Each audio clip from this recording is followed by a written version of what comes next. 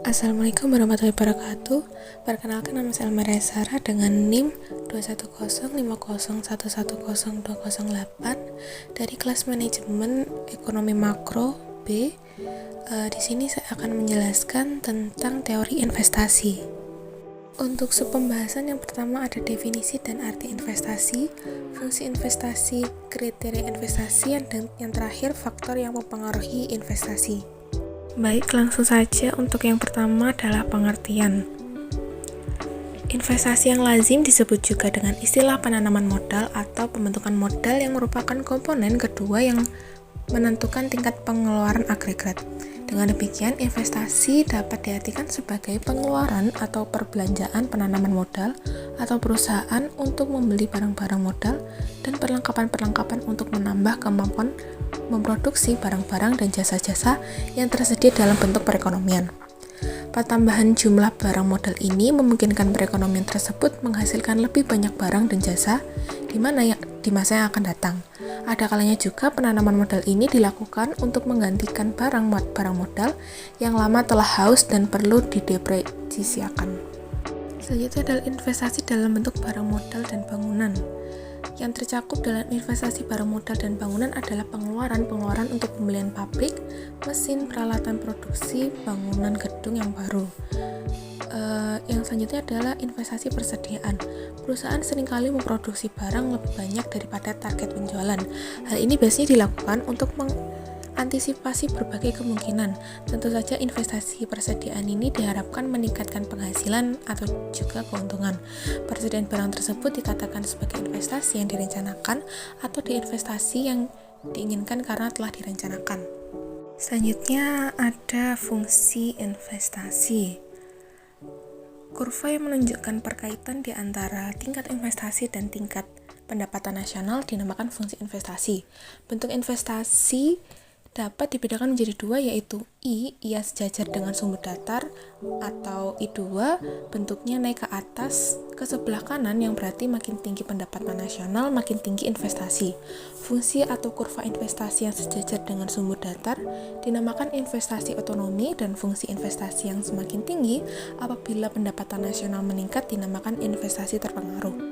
Dalam analisa makroekonomi biasanya dimisalkan bahwa investasi perusahaan bersifat investasi otonomi. Menurut Jeffers alias Schumpeter, investasi otonom dipengaruhi oleh perkembangan-perkembangan yang terjadi di dalam jangka panjang, seperti tingkat keuntungan investasi yang diramalkan akan diperoleh, tingkat bunga, ramalan mengenai keadaan ekonomi di masa depan, kemajuan teknologi, tingkat pendapatan nasional dan perubahan-perubahannya, dan yang terakhir adalah keuntungan yang diperoleh perusahaan-perusahaan. Dan selanjutnya ketika ada kriteria investasi. Yang pertama kita ada payback period. Payback ini adalah waktu yang dibutuhkan agar investasi yang direncanakan dapat dikembalikan atau waktu yang dibutuhkan untuk mencapai titik impas. Jadi jika waktu yang dibutuhkan makin pendek, proposal investasi dianggap makin baik. Kendati pun demikian, kita harus berhati-hati untuk menafsirkan kriteria payback period ini, sebab ada investasi yang baru menguntungkan dalam jangka panjang itu kurang lebih 5 tahun. Yang kedua ada benefit cost ratio. Ini mengukur mana yang lebih besar, biaya yang dikeluarkan dibanding hasil atau output yang diperoleh. Biaya yang dikeluarkan ini dinotasikan dengan C atau cost, output yang dihasilkan dinotasikan dengan B atau benefit. Keputusan menerima atau menolak proposal investasi dapat dilakukan dengan menilai B atau C. Umumnya proposal investasi baru diterima jika B/C kurang dari 1, sebab berarti output yang dihasilkan lebih besar daripada biaya yang dikeluarkan. Lanjut, ada net present value. Perhitungan dengan menggunakan nilai nominal dapat mencerdatkan sebab tidak memperhitungkan nilai waktu dari uang. Untuk membuat hasil lebih akurat, nilai sekarang didiskontokan. Keuntungan dari menggunakan metode diskonto ini adalah kita dapat langsung menghitung selisih nilai sekarang dari biaya total dengan penerimaan total bersih. Untuk selisih inilah yang disebut net present value. Suatu proposal investasi akan diterima jika NPV kurang dari 0 karena nilai sekarang dari penerima total lebih besar daripada nilai sekarang dari biaya total. Dan yang terakhir ada internal rate of return atau IRR. IRR ini adalah nilai tingkat pengembalian investasi dihitung dari pada saat NPV sama dengan 0. Keputusan menerima atau menolak rencana investasi dilakukan berdasarkan hasil perbandingan IRR dengan tingkat pengembalian investasi yang diinginkan. Yang keempat, ada faktor-faktor yang mempengaruhi tingkat investasi. Yang pertama ada tingkat pengembalian yang diharapkan. Ini ada kondisi internal dan juga eksternal. Untuk kondisi internal ini adalah faktor-faktor yang berada di bawah kontrol perusahaan, seperti tingkat efisiensi, kualitas SDM, dan teknologi. Sedangkan untuk faktor non-teknis seperti kepemilikan hak dan atau kekuatan monopoli, kedekatan dengan pusat kekuasaan dan penguasaan jalur informasi. Yang kedua, ada kondisi eksternal perusahaan.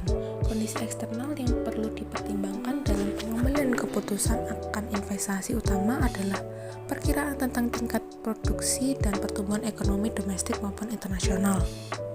Untuk selanjutnya adalah biaya investasi. Hal yang paling menentukan adalah tingkat bunga pinjaman. Makin tinggi tingkat bunganya, maka biaya investasi makin mahal. Akibatnya, minat akan investasi akan semakin menurun. Namun tidak jarang, walaupun tingkat bunga pinjaman rendah, minat akan investasi akan tetap rendah. Hal ini bisa disebabkan karena biaya total investasi yang masih tinggi dan faktor yang mempengaruhi adalah masalah kelembagaannya. Yang terakhir ada marginal effection of capital, tingkat bunga, dan marginal effection of investment. Ini adalah tingkat pengembalian yang diharapkan dari setiap tambahan barang dan modal. Baik, itu saja untuk materi yang saya sampaikan. Terima kasih yang sudah mendengarkan. Semoga ilmu yang saya berikan bermanfaat. Maaf apabila masih ada kesalahan dan salah pengucapan. Wassalamualaikum warahmatullahi wabarakatuh.